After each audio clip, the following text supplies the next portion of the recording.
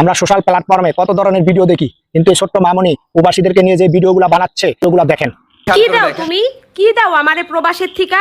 হ্যাঁ, প্রবাসে তো খালি ডলার কামাওই, যেই টাকা দাও সংসারও ঠিক মতন চলে না, আর আমার হাত খরচ তো প্রশ্নই আসে না। বিলাসিতা কি জীবন থেকে তো ভুললাই গেছি। এমন কি দাও তুমি আমারে? কিছুই দাও না, দিন শেষে খালি তোমার খারাপ ব্যবহারটাই দাও, বুঝছো?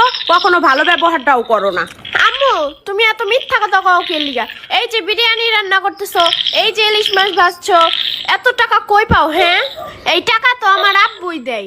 তারপরও খালি আমার আব্বুর সাথে খারাপ ব্যবহার করো। তারপরও তুমি খালি আমার আব্বুর সাথে ঝগড়া করো আর বলো কি দাও কি দাও। আমার আব্বু এমনিতেই প্রবাসে অনেক কষ্ট করে, তারপরও তুমি এত মানসিক চাপ দাও।